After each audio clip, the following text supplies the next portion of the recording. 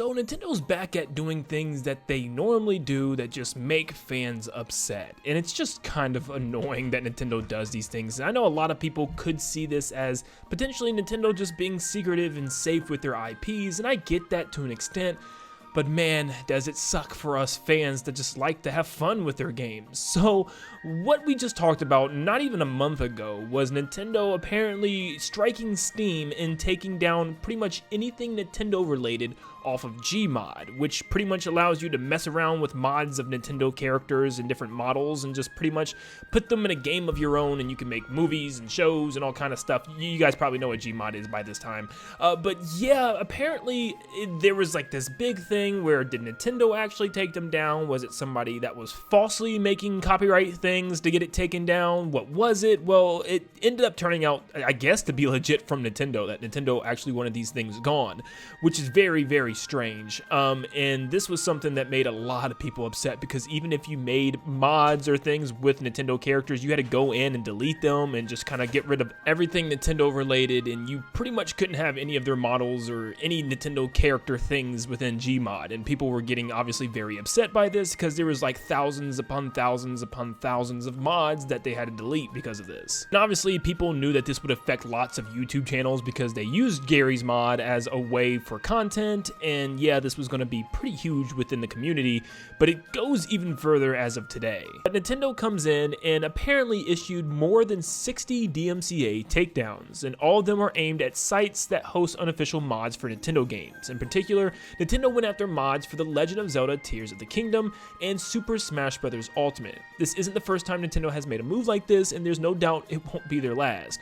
One modder hit with multiple DMCA takedowns was Waiku Teru, and they're apparently considering issuing a counter notice for Nintendo.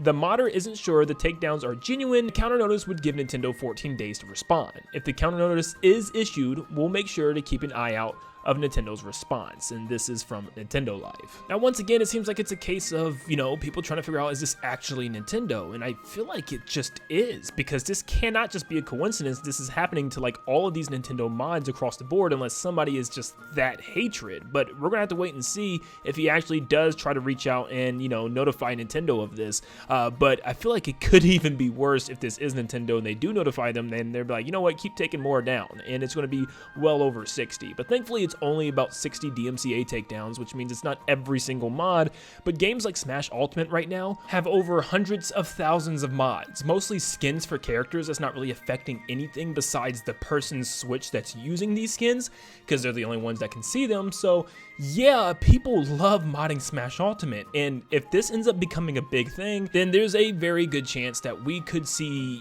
mods start to disappear slowly all over the place, and that would be very, very bad, because honestly, I don't think mods have ever hurt game sales. If anything, they improve them. I've literally seen online that people were really interested in purchasing one of Nintendo's games because they could play as all these wacky characters and have all these wacky skins if they just mod their Switch. So if anything, I feel like it'd help sales, and I feel like it keeps games alive, because with Smash Ultimate being almost 7 years old, it's getting old. It's getting up there in age where people are ready for the next Smash Brothers. They're tired of the content that we've already gotten, and to me, this keeps a game alive. I know some mods or skins revolve around using Nintendo-made models, but they're using Nintendo-made models in a Nintendo-based game, so I don't really see the big problem with that, but I still kind of understand, because it's Nintendo's assets, and they're like, you know what, you can't be using our assets and stuff like that, and I can really understand it when it comes to other IPs being in Smash Ultimate, like people taking other characters from like Disney movies or something like that and throwing them in Smash. That could be a problem for Nintendo if Disney did find out. Disney's crazier than Nintendo with this stuff. So in a way, I do get certain mods, and maybe that's all Nintendo's doing, is just getting rid of certain mods. They only did like 60. So maybe there were specific characters or things that could be under copyright strike, and Nintendo just didn't want to deal with all that. And if that's the case, I completely understand. But if it's people just making custom colors or custom Nintendo character skins, I really don't see the problem with that. And I don't see how that's affecting Nintendo sales and making it to the point where Nintendo has to intervene or something like that. Mods are going to happen.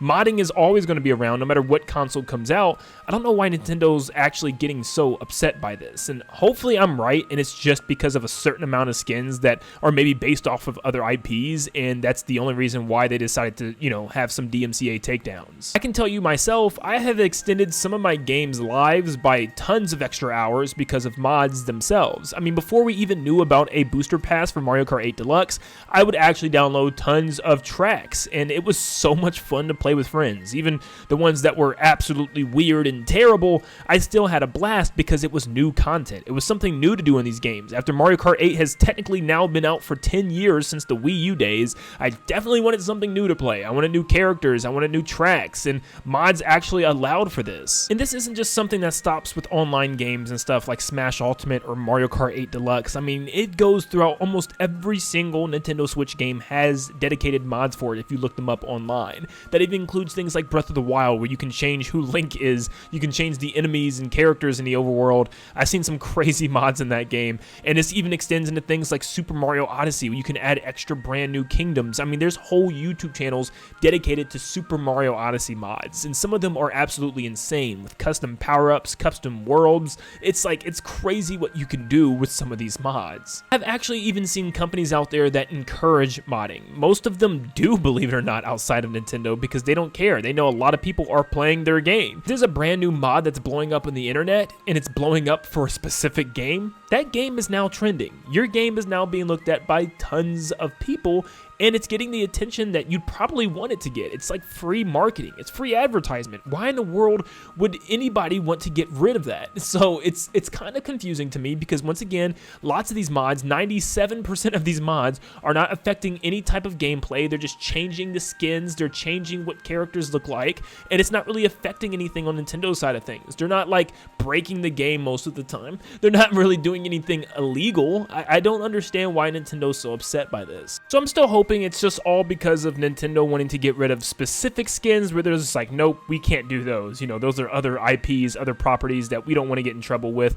So if that's the case, once again, I completely understand. Because right now, there's only been about 60, and there are thousands upon thousands of mods out there. So right now, we're okay. We're just going to have to wait and see what Nintendo's going to do in the future. But let me know in the comments down below if you agree with me. Do you think Nintendo should just leave these alone and let people mod their games? Or do you think people should be cracked down on? Nintendo should get serious and get rid of all mods for some reason?